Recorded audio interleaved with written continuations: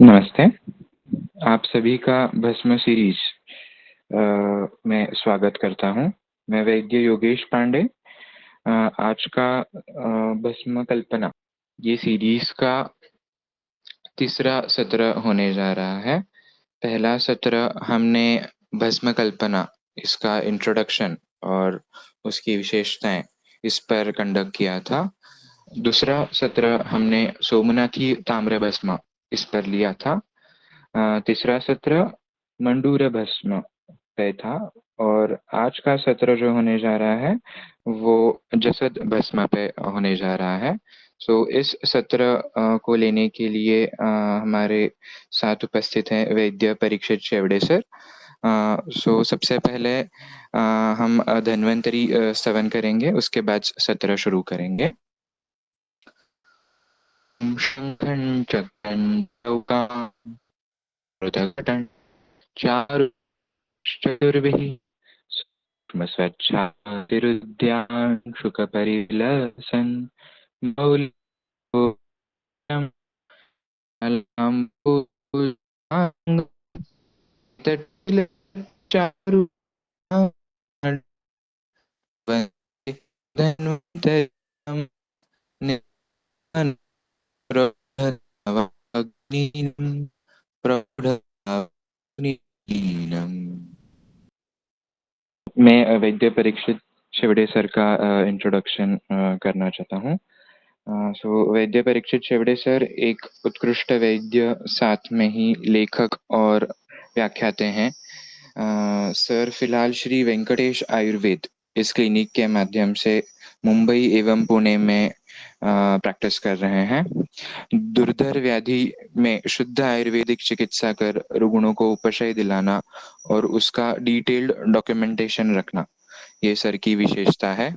Sir ने अब तक 11 पुस्तकों का लेखन किया है और लगभग 500 से अधिक व्याख्यान दिए हुए हैं। आयुर्वेद, योगा, प्राचीन भारतीय विज्ञान एवं सभ्यता, अध्यात्म एवं भारतीय नस्लों की गायों और उनका चिकित्सीय महत्व, यह सर के कुछ पसंदीदा रिसर्च टॉपिक्स हैं। परीक्षित सर ने अपने सोशल मीडिया हैंडल्स का उपयोग करके आयुर्वेद का हर घर तक पहुंचने का काम कर रहे हैं। आज हमें जसद भस्म इस विषय पर सर मार्गदर्शन करने वाले हैं।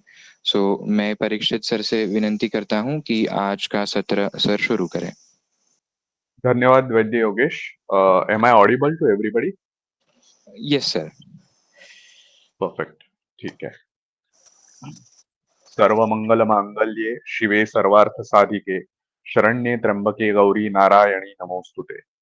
आपदामपहर्तारं दातारं सर्वसंपदां लोकाभिरामं श्रीरामं भूयो भूयो नमामि। मनोजं मारुततुल्यवेगं जितेन्द्रियं बुद्धिमतां वरिष्ठं वातात्मजं वानरयूथमुख्यं श्रीरामदूतं शरणं प्रपद्ये।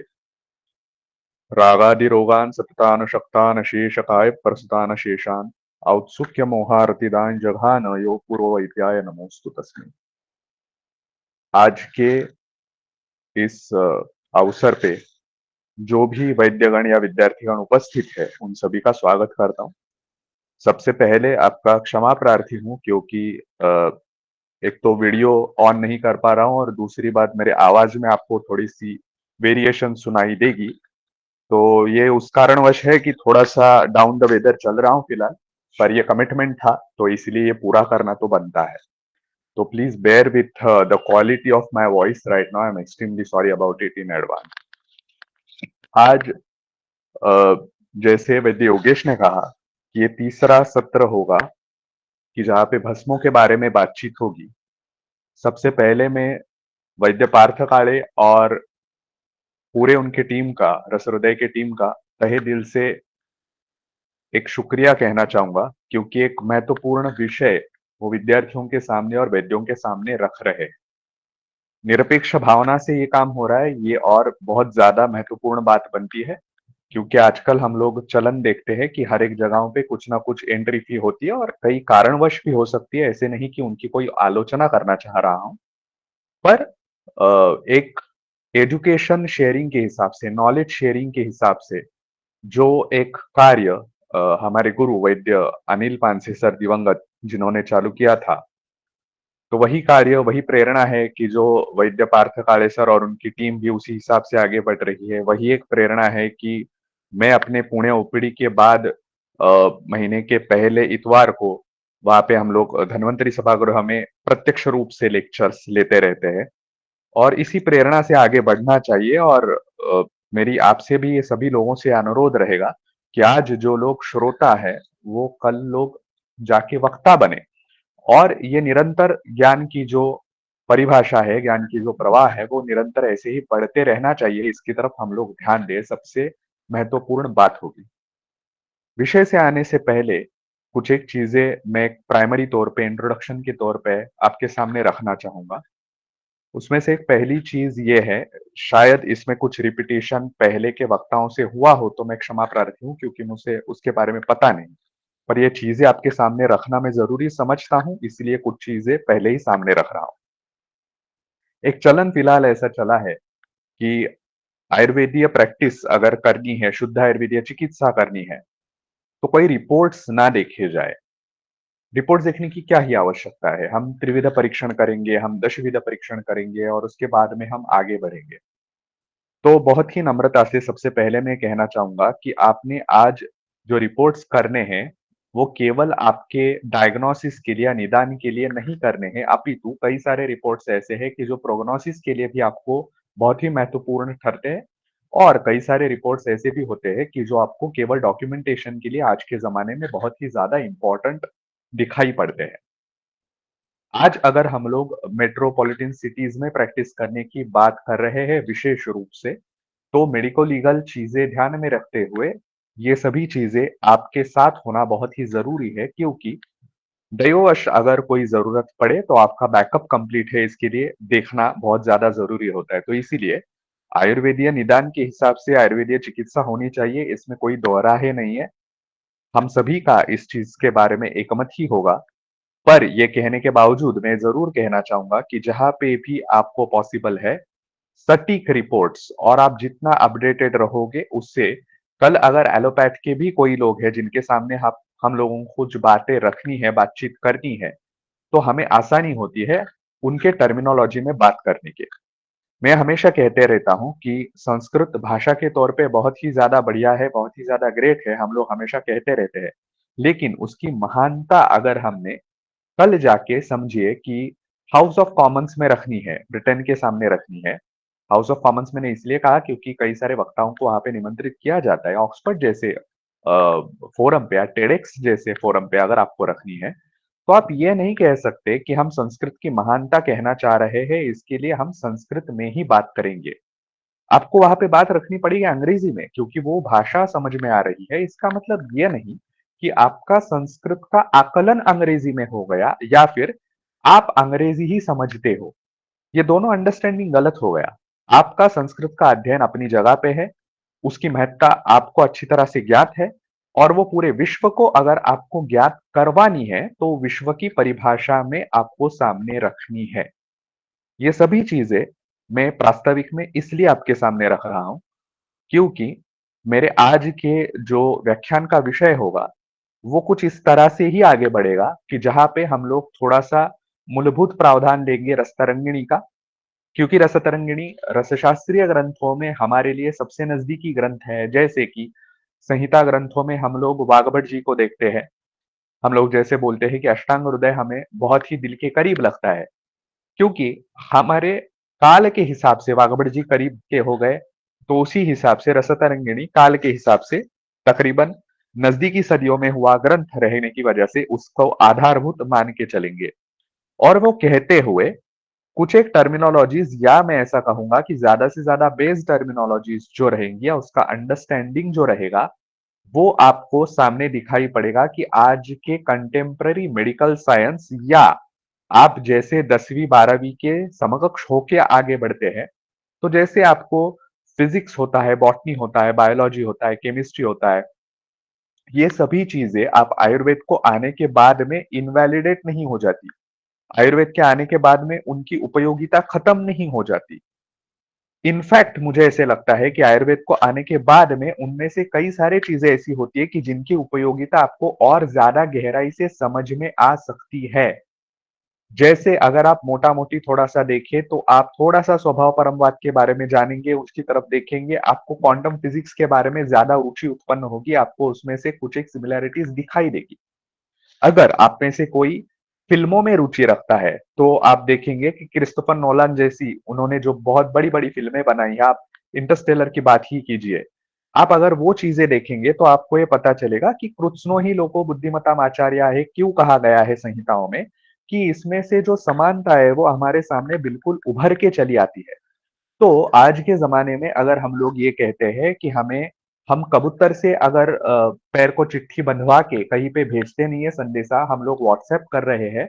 यहाँ पे हमको टेक्नोलॉजी चाहिए, पर हमको एक जानने के लिए, एक ज्ञान की वृद्धि के लिए या प्रत्यक्ष प्रमाण के रूप में देखिए सीटी स्कैन हो या एमआरआई हो या बाकी की कौन-सी भी चीज़ें हो, मैं समझता हूँ कि ये प्रत्यक्ष परीक्षण के ही थोड़े से एक्सटेंडेड अंग है। जैसे पहले के ज़माने में हम लोग देखते थे कि इंद्रिय इंद्रियार्थ संयोग, प्रत्यक्ष सन्निकर्ष को ही हम लोग प्रत्यक्ष प्रमाण कहते थे। आज के ज़माने में अगर जैसे पहले के ज़माने में ऐनकें नहीं होती थी, ग्लासेस नहीं होते थे। आज जिनको तकलीफ है और अच्छी तरह से उनको देखने के लिए दिक्कत हो रही है, तो ग्लासेस का इस्तेमाल करते हैं, वहाँ पे हमको ये नहीं लगता कि अच्छा ये तो एलोपैथी हो गया। उसी हिसाब से हमने थोड़ा-सा माइंड क्लियर रखना चाहिए समझने के लिए कि एक बेटर अंडरस्टैंडिंग उन टर्मिनोलॉजीज़ से होगा। अब ये क्यों होगा, ये मैं कह रहा हूँ आपको कि एक सिंपल सी बात है। मैं अभी जो कोरम यहाँ पे मौजूद है, उनके सामने एक प्रश्न पूछना चाह रहा हूँ। आप खुद को इस बारे में पूछिए और बाद में हम लोग इसके बारे में डिस्कस करेंगे, जैसे-जैसे लेक्चर में आगे बढ़ेंगे।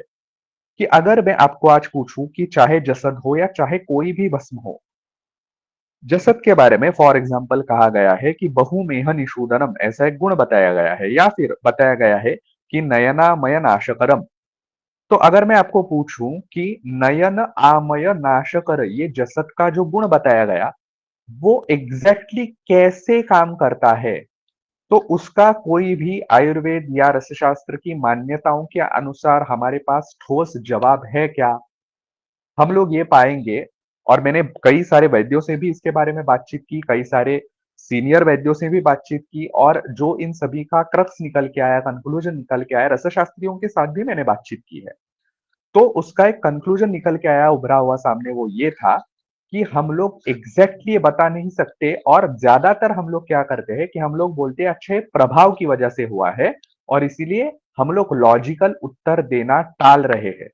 Let's be a little critical about ourselves, because if we want to validate our science in front of the world or in front of the scientific fraternity, self criticism और self मेटाक्युलस वे में self examination करना, scrutiny करना, ये बहुत ही ज्यादा जरूरी बात होती है। सब खुद के बारे में स्केप्टिकल होना बहुत ज्यादा जरूरी बात होती है, ना कि ऐसे कि अच्छा हमने कुछ एक चीज ठीक की और अपनी पीठ थपथपाई, हम ही खुश हो गए और आगे बढ़ गए। तो इसीलिए ये प्रास्ताविक इसलिए मैं कर रहा हूं कि त्रिस्कंद के बारे में अगर हम लोग देखें, आयुर्वेद का जब निर्माण हुआ, या हम लोग ऐसे कहें निर्माण से भी ज्यादा अवलोक हुआ, या अवतरण हुआ पृथ्वी लोक पे, तो वहां पे कहा गया है कि प्रभुता अनुकंपया, ऐसे शब्द आए हैं कि हमारे मन में बहुत सी अनुकंपा है भूतों के प्रति, लोगों के प्रति, तो इसीलिए हम लोगों ने अवतरण किया भूलोक पे, जो आयुर्वेद की लौकिक और पारलौकिक परंपराओं के बारे में जो डिस्कशन आता है संहिता ग्रंथों में। तो वहां पे हम लोग देखते हैं कि हेतु, निदान और औषधि, इन तीनों बारे में अगर सोचा जाए, तो हेतुओं में कई सारे ऐसे हेतु है कि जो आज के जमाने में सेवन नहीं किए जाते।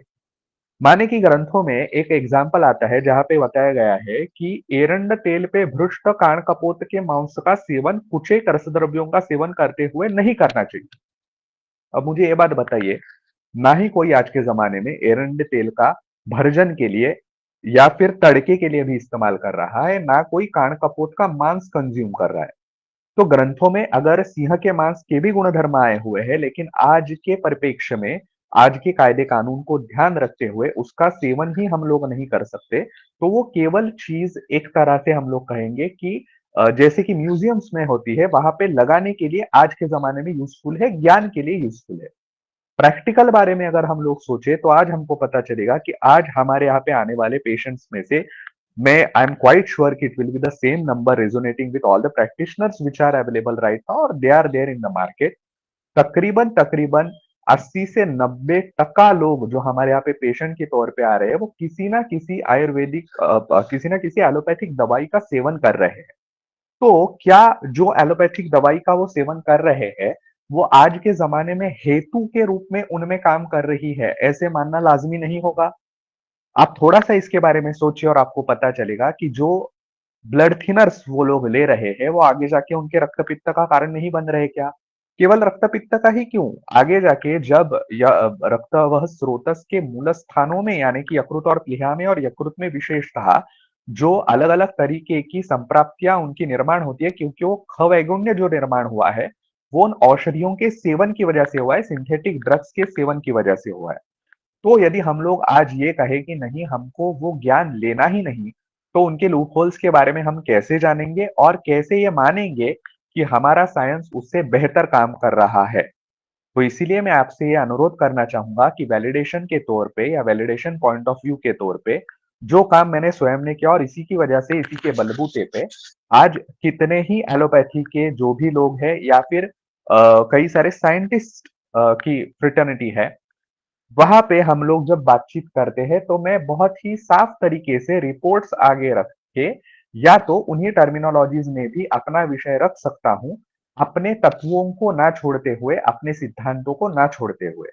तो ये पहले ही मैंने इसलिए थोड़ा सा समय लेके क्लियर किया कि आगे का जो हमारा इसके आगे की जो जर्नी होगी वो उसी हिसाब से होगी कि जहां पे हम लोग ये जानने की कोशिश करेंगे कि कंटेम्पररी मेडिसिन में उन्होंने ऑलरेडी कुछ रिसर्च करके रखे हैं क्या कि जो हमारे लिए यूजफुल है। मेरा ये भी कहना नहीं कि उन्होंने किए हुए हर एक रिसर्च को मैं वैलिडेट कर रहा हूँ या मैं बोल के चल रहा हूँ कि वो सभी के सभी सही है। There is a good chance कि अगले 3 साल में उनमें से कुछ रिसर्च वो लोग रिट्रैक्ट भी करेंगे और बोलेंगे नहीं उससे अच्छी चीज समझ में आई। लेकिन फिलहाल जो रिसर्चेस हमारे सामने है और हमारे बताए हुए गुणधर्मों से या कर्मों से मेल खाते हैं, केवल उतने रिसर्चेस आपके सामने रखने की मैं चेष्टा करूंगा इस पूरे व्याख्यान में। सबसे पहले तो ये जान ले कि जो एक आक्षेप रसशास्त्र पे लिया जाता है कि ना दुष्य की उन्हें परवाह है, ना दोष के बारे में सोचा जाता है, तो ऐसी कोई बात नहीं है। भ्रांतियां फैलाई जाती है रसशास्त्र के बारे में, उससे बचे। रसशास्त्र में अगर कोई भी भस्म आप देखिए, आप धातुएं देखिए, आप रस उपरस महारस देखिए, सभी जगहों पे गुण वर्णन जहां पे किए हुए हैं वहां पे स्पष्ट तौर पे उनके रसवीर्यादि जो गुण है उनके बारे में भी बताया गया है, जिसे हम रसपंचक कहेंगे उनके बारे में भी बताया गया है। और उसी के साथ साथ दोष घनता भी कही गई है। इतना ही नहीं, अपितु उनकी रोग घनता जो बताई गई है, तो कई दफाओं पे वहां पे कौन कौन से अनुपानों का इस्तेमाल करना है। one of the beauties of Rasa Shastra is the use of Anupan, and not just Anupan, but if you go beyond it, if you go a little deeper to it, you will come to realize it कि जिस तरह से घोड़ों की race अगर आपने कभी फिल्मों में भी देखी हो, प्रत्यक्ष रूप से तो आजकल वो उतनी होती नहीं है खैर, और कोई भी तो हम लोग जाएंगे क्यों, पर फिल्मों में अगर आपने देखा होगा तो आपको पता है कि उस घोड़े के ऊपर बैठा हुआ जो इंसान है उसको कहा जाता है जॉकी। तो जो हॉर्स जॉकी रहता है उस हिसाब से जो कार्य रहते हैं वो अनुपान और रसशास्त्रीय द्रव्यों के रहते हैं।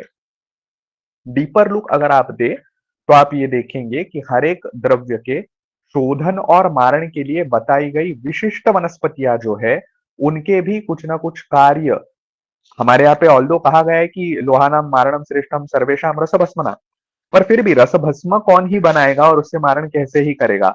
और बाकी की कई सारी चीजें मद्देनजर रखते हुए शोधन मारण दोनों में ही जो वनस्पतियों का इस्तेमाल किया जाता है वो बहुत प्रिसाइज है। उन द्रव्यों के लिए वही वनस्पतियां आई है जो उनको आगे जाके ज्यादा बायो अवेलेबल बनाए या उनमें से एक्टिव इंग्रेडिएंट ज्यादा अच्छी तरह से निखार के उभार के बाहर लाए, या तो उनके पोटेंशियल साइड इफेक्ट्स है वो कर्ब करे। तो जब रसशास्त्रीय द्रव्यों के बारे में हमेशा ही यह कहा गया है कि जहां जहां पे भी अशुद्ध द्रव्यों का इस्तेमाल किया जाएगा तो तेषा मरणम कह के लिखा गया है, वहां पे छोड़ दिया है। तो ये मरणम मरणम क्यों लिखा हमेशा, तो उनको पता था कि अशुद्ध द्रव्यों का अगर इस्तेमाल करेंगे, शोधन मारण अच्छी तरह से नहीं करेंगे, तो उसके दुष्प्रभाव क्या होंगे। तो ये चीज मद्देनजर रखते हुए हम लोगों ने रसशास्त्र के बारे में ओवरऑल ही देखना चाहिए। दूसरी एक बात ये मैं आपको बहुत ही अभिमान के साथ कहना चाहूंगा गर्व के साथ कहना चाहूंगा कि जिंक जिसे कहा जाता है, तो उस जिंक का पहली जो इन्वेंशन हुई, जो जग को ज्ञात हुआ, वो हमारे देश में ज्ञात हुआ जब ऐन ए अकबरी नाम का एक ग्रंथ लिखा गया। खैर वो ग्रंथ तो लिखा गया बहुत बाद में है, पर तकरीबन एक 17वें 18वें शतक में। लेकिन उसके पहले ही, मतलब तकरीबन अगर काल के बारे में देखा जाए तो 1000 बीसी से लेके 500 सी तक हमारे यहाँ पे, हमारे देश में जिंक का उत्पादन उसके ओर से कैसे किया जाता है, माने खरपर से या रसक से कैसे किया जाता है, उसके बारे में ज्ञान था। ऐसे कंटेम्पररी रेफरेंसेस मिलते हैं।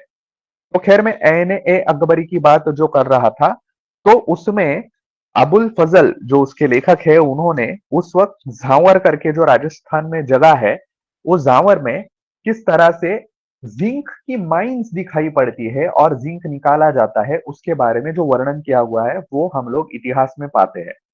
थोड़ा थोड़ा इतिहास भी जान लेना जरूरी है, क्योंकि हमारा इतिहास जो बहुत ही गौरवशाली है, प्रभावशाली है, वो हमारे सामने रखा ही नहीं जाता कितनी ही बार। आप लोग देखेंगे, मेरे ख्याल से अभी तो आयुर्वेद का इतिहास ये चीज भी सिखाई नहीं जाती, लेकिन सिखाई जा भी रही थी तब। स्वतंत्रता पूर्व कालखंड में या ब्रिटिश राज के कालखंड में आयुर्वेद का इतिहास किस प्रकार से था, हम लोग इस तरह से, इस चीज से पूरी तरह से अभिज्ञ है। तो अगर आप लोग थोड़ा सा निकालेंगे तो गणनाथ सेन के बारे में केवल हम लोगों ने नाम सुना रहता है, लेकिन इन सभी लोगों का, अन्य कई लोगों का जो आयुर्वेद से संबंधित थे, स्वतंत्रता युद्ध में क्या उनका योगदान था, उसके बारे में भी अगर हम लोग देखेंगे तो हम पाएंगे कि बहुत बड़ा योगदान है। ये सभी चीजें ध्यान में रखते हुए थोड़ा सा इतिहास के ऊपर भी ध्यान हम लोगों ने देना चाहिए। जसद, जिसको इफेक्टिवली यशद भी कहा जाता है, और मैं यशद ये नाम पसंद भी करता हूं, क्योंकि यशम ददाति स यशदहा हमको पता है। तो ऐसे कई सारे क्रिटिकल कंडीशंस या ऐसे कई सारे क्रॉनिक कंडीशंस की जहां पे बाकी के लोगों को, विशेषतः से एलोपैथी को आज के जमाने में भी अच्छी तरह से उन्हें सक्सेस प्राप्त नहीं हो रही, वहां पे अगर इस एक भस्म का युक्तिपूर्ण तरीके से इस्तेमाल किया जाए तो उस वैद्य को वो गारंटीड यश प्राप्ति करवा देता है। इसीलिए उसको कहा गया यशद भस्म, हम ज्यादा तौर पे देखते हैं। हाँ, ऑफ कोर्स ये ज का य होना भी, जैसे कि जमुना, यमुना उसी तरह से है। यमुना ओरिजिनल नाम है तो य का ज हो जाता है, वैसे ही यहाँ पे भी यशद है तो उसका जसद बाद में हो गया। अब यशद के बारे में अगर देखा जाए तो क्या गुण बताया गया है, क्या रस बताया गया है, तो बाय लार्ज देखा जाए तो यशद जसदम तुवरम तिक्तम शीतलम कफ पित्तरुत चक्षुषम परमम मेदान पांडुम श्वासंच नाशेत। तो ये बताया गया है भाव प्रकाश में। जसद के अगर उसके रस बताए हैं तो कषाय, कटु, शीत बताए गए, वीर्य शीत बताया गया है, और विशेष रूप से कफ और पित्त का नाश करता है, ऐसा कहा गया है। Having said that, there will be conditions by large जहां पे वात का, वात प्राधान्य की अवस्थाएं होंगी, वहां पे उतनी अच्छी तरह से जसद हमेशा काम नहीं करेगा। पर कुछ एक अवस्थाएं ऐसी है कि जहां पे वात पे बहुत ही अच्छी तरह से जसद काम करेगा। वो कहाँ पे, उसके बारे में हम लोग आगे देखेंगे। एक पूर्ण बात रसशास्त्र की बताना चाहता हूं, जो बहुत सारे बड़े रसशास्त्री कहते हैं कि अशुद्ध सेवन विकार जो होते हैं किसी भी रसोपरस महारसों के, तो अशुद्धता सेवन जन्य विकारों में जिन चीजों का नाम दिया जाता है, उन्हीं रोगों पे उस द्रव्य का काम भी अच्छी तरह से होता है। अब स्वाभाविक रूप पे आपके जहन में शंका आएगी, ऐसे कैसे हो सकता है कि अशुद्ध सेवन करने से जो रोगों की उत्पत्ति करता है उसी पे अच्छी तरह से काम करता है, कैसे होगा? तो ये यूं होगा कि जो जो भी रोग है उसके ऊपर काम करना, यानी कि उस एक द्रव्य का गामित्व किस तरह से है, तो उन रोगों के ऊपर या उन अवयवों के ऊपर अच्छी तरह से गामित्व उनका है, इसीलिए वो काम होगा। तो जसत के बारे में अगर हम लोग देखें तो अशुद्ध सेवन जन्य विकारों में दिए गए एनलिस्टेड विकार गुल्म, मेह, क्षय, कुष्ठ ये है। तो इन सभी चीजों के ध्यान, इन सभी चीजों को मद्देनजर रखते हुए इसका मतलब यह हुआ कि यशद भस्म का किन रोगों के ऊपर कार्य हो सकता है। तो इन 4 रोग तो हम लोग को ऐसे ही मिल गए कि जिनके ऊपर शुद्ध यशद का कार्य होगा, यशद भस्म का कार्य होगा। फिर भी जसद भस्म विशेष रूप से त्रिवंग में जो भी भस्म आते हैं, चाहे वो वंग हो, चाहे वो नाग हो, चाहे वो जसद हो, वो थोड़े से हेवी होने के कारण, मैं हेवी मेटल की परिभाषा में नहीं बोल रहा हूँ, मैं हेवी वजन की परिभाषा में बोल रहा हूँ। तो कई कबार उन भस्मों के बारे में थोड़ा सा केयरफुल होना चाहिए। कितने ही अच्छी तरह से बनाए गए भस्म हो, लेकिन कई सालों के बाद में उसमें कुछ एक उत्थापना हो सकती है। तो पूरी तरह से निरुत्थित भस्म है, उसके बारे में हमेशा थोड़ा थोड़ा ज्यादा ध्यान रखना जरूरी होता है इन सभी चीजों के बारे में। और कारणवश अगर कभी भी ऐसे हुआ कि जसद भस्म की वजह से कुछ एक लक्षण दिखाई पड़ रहे हैं, तो उसका जो मार्जन है वो भी बताया गया है। उसका जो परिमार्जन बताया गया है क्या है कि बला अभयाम सीतायुक्ताम सेवतेयो दिनत्रयम जसदस्य विकारस्तु शांति मायाति नान्यथा। बला और हरितकी, इन दोनों को सीता माने शर्करा के साथ 3 दिन तक उसका अगर सेवन किया जाए, तो जसद की वजह से जो भी आपको दुष्परिणाम दिखाई पड़ रहे हैं, तो ये तकरीबन उसके एंटीडोट के हिसाब से काम करेगा। अगर हम लोगों ने ड्यू केयर ली तो जनरली उसके दुष्परिणाम दिखाई नहीं देते, लेकिन सभी चीजें तो खैर हमारे हाथ में नहीं होती, तो इसीलिए अगर वैसे कुछ दिखाई पड़े भी तो उसकी तरफ थोड़ा सा ध्यान देना ये जरूरी होता है। अब दूसरी बात, थोड़ा सा हम रिसर्चेस की तरफ साइड बाय साइड आगे बढ़ेंगे और ग्रंथों को भी मद्देनजर रखते हुए। तो पहली बात हम लोगों ने ये देखना चाहिए कि कहाँ कहाँ पे जिंक को पाया जाता है शरीर में, कहाँ कहाँ पे जिंक के आयंस पाए जाते हैं। तो हम लोगों को दो चीजें पता चलती, या तो वहां पे एब्जॉर्प्शन उसका हो रहा है, या तो वहां पे उसका स्टोरेज हो रहा है।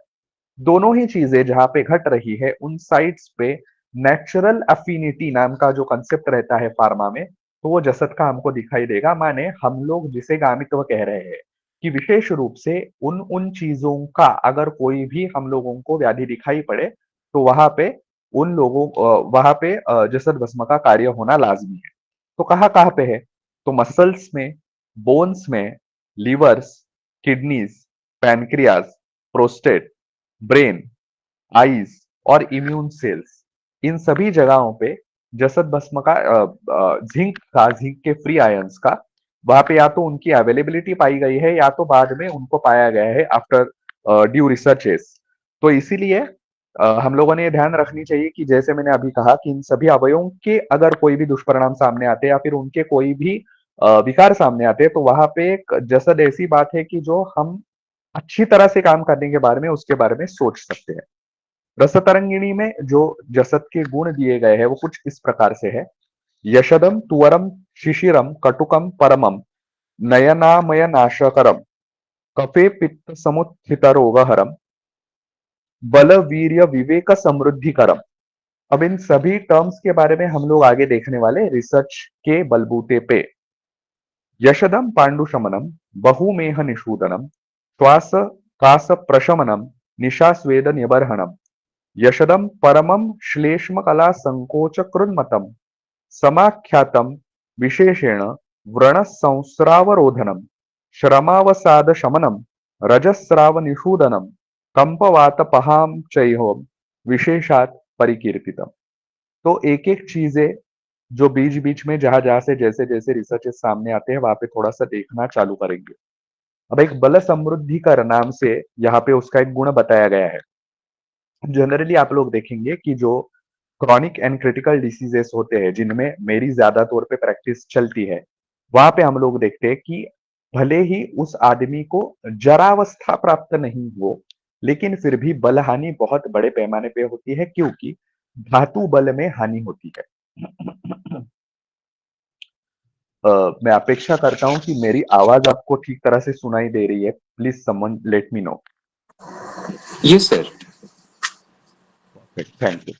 तो जरावस्था प्राप्त ना होते हुए भी क्योंकि धातुओं का बल क्षीण हो गया है, इसीलिए उस इंसान का भी बल क्षीण हो जाता है।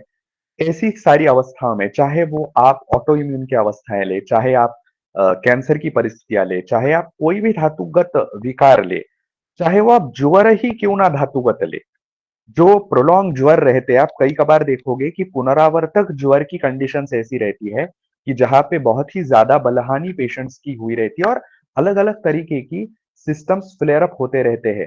प्रैक्टिस में कई कबार हम लोग ऐसे देखते हैं कि कोई पेशेंट रहते हैं, उनका टाइफॉइड का टाइटर जो रहता है वो हमेशा हाई रहता है।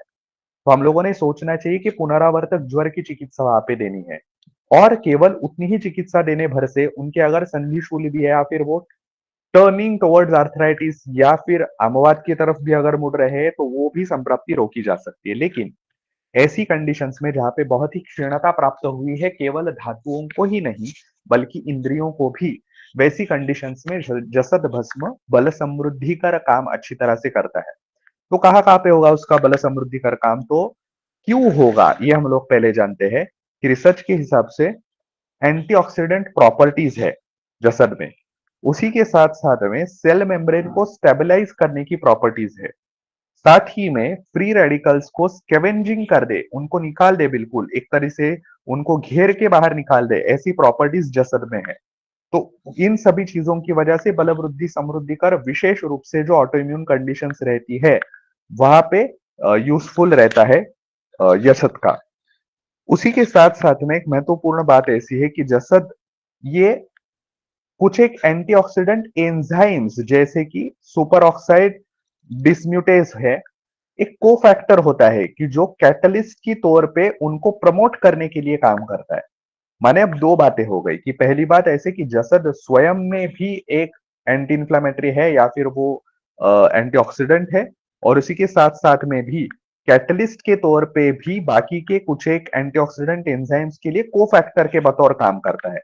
उसी के साथ साथ में एनएफकेबी पाथवे के इनहिबिशन के लिए और साइटोकाइन के मॉड्यूलेशन के लिए काम करता है जसद। इसलिए कोविड में जसद भस्म का इस्तेमाल कई सारे रसवैद्यों ने बहुत ही यशस्वी तौर पे किया। इतना ही नहीं, कोविड के दौरान यशद भस्म का कोविड के ऊपर रोल जो है उसके ऊपर रिसर्चेस भी हुए, वो रिसर्चेस आप पाएंगे भी, जो बहुत सारी हमारे पोर्टल्स होते हैं रिसर्च के, तब तो मिनिस्ट्री के रिसर्च पोर्टल पे भी वो अनलिस्ट हुए थे। तो इस तरह से बल वृद्धि समृद्धि कर जो रोल है वो जसद का इस वजह से होता है। कौन सी जगहों पे होता है तो उसके बारे में तो हमने कह दिया।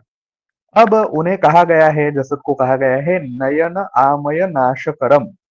नयन आमय कौन कौन से नयन आमय, जिनमें नेत्र व्याधियों के बारे में हम लोग मोटा मोटी अगर देखें तो विशेष रूप से तिमिर, तिमिर में भी जो विभिन्न तरह के तिमिर बताए गए हैं, एक तो हर एक तरह के तिमिर में काम करेंगे, पर फिर भी ज्यादा डिटेल्ड पटल्स में जो अंदरूनी पटलों में गए हुए हैं वहां पे और ज्यादा अच्छी तरह से काम दिखाई पड़ता है जसद का।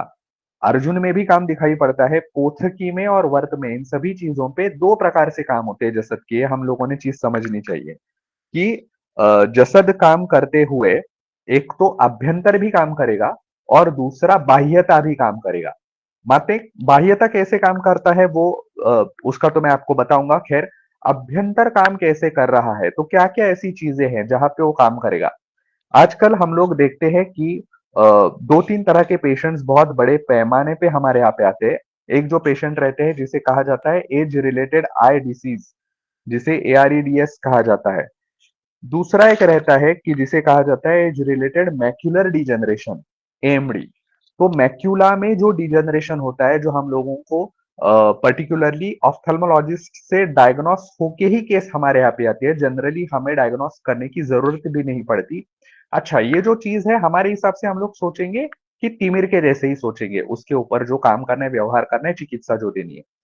पर अगर हम लोग थोड़े से रिसर्चेस देखें तो हम लोग ये पाएंगे कि जसद जो है वो जो बाकी के जो विभिन्न विटामिन होते हैं, या फिर हम लोग धात्री का भी अगर इस्तेमाल करें, वहां पे आंवले का इस्तेमाल करें। अब देखिए, नेत्रों के बारे में अगर सोचना है तो कुछ एक द्रव्यों का इस्तेमाल हम लोग जरूर करें, साथ साथ ही में जसद भस्म के, जैसे मैंने पहले ही आपको कहा कि अनुपान का विचार वहां पे करना जरूरी होता है। कौन कौन से अनुपानों का विचार, एक तो ग्रंथों में कहा गया है कि वरुणादि क्वाट का इस्तेमाल वहां पे करें।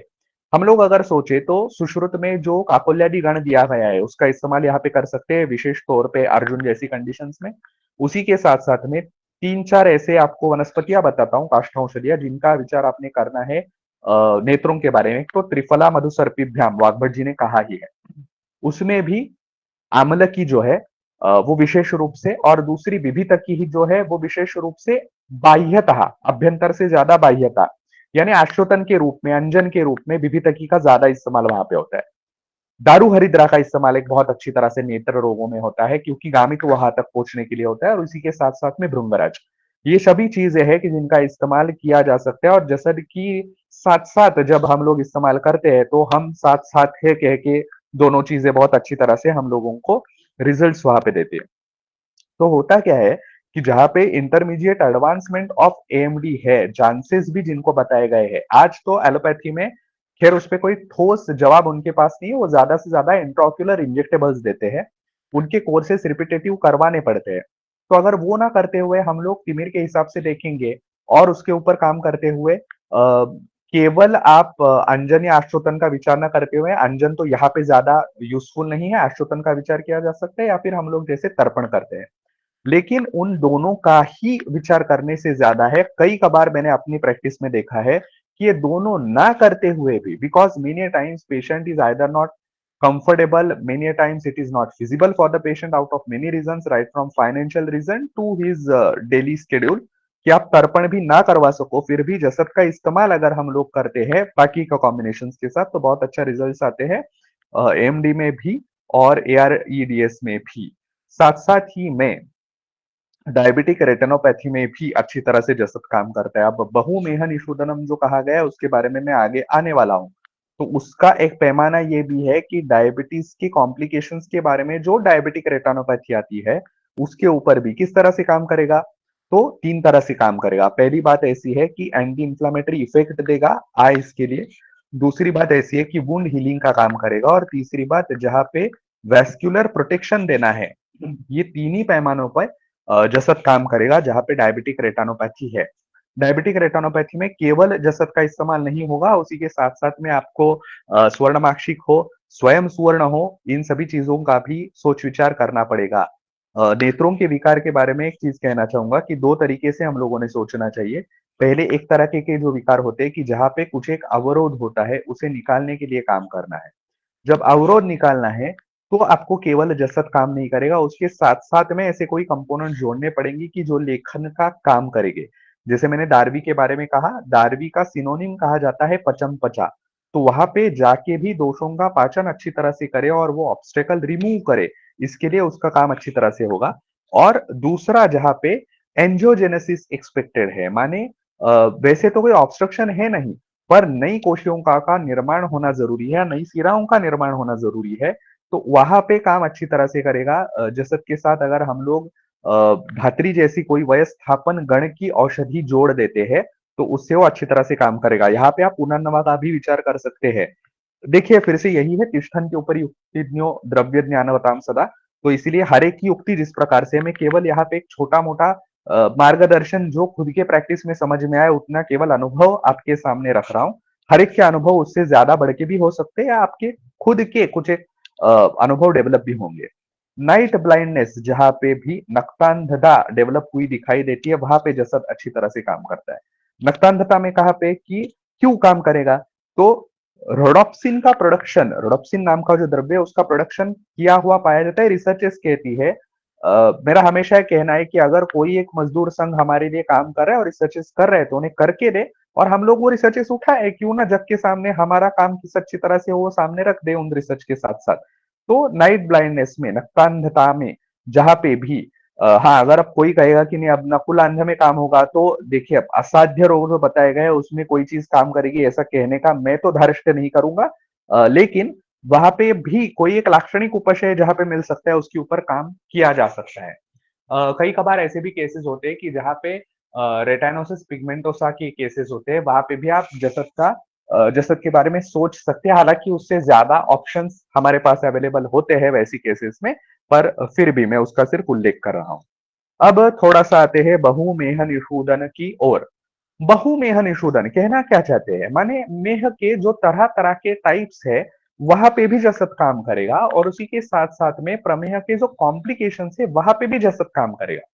हाँ, ये बहुत बड़ा डिबेट का टॉपिक आजकल चल रहा है हमारे यहाँ पे कि प्रमेह को मतलब डायबिटीज को ही प्रमेह कहना चाहिए क्या।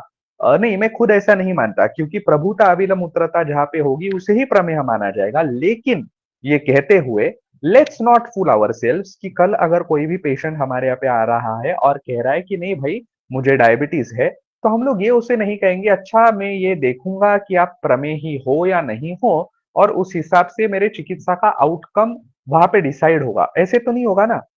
आपको अगर पेशेंट आपके साथ रखना है, और रखना है या नहीं भी रखना है, उसके लिए कुछ भला करना है आपको, तो उसके बीएसएल डाउन आ रहे हैं कि नहीं, एचबीएवनसी डाउन आ रहे हैं कि नहीं, उसके ऑर्गन्स प्रोटेक्टेड है कि नहीं, उसके बारे में you are someone to be taken care of. इस सभी चीजों के बारे में, क्योंकि रोगियों के स्वास्थ्य के विश्वस्त वैद्य होता है, हम लोग उनके स्वास्थ्य के मालिक नहीं है।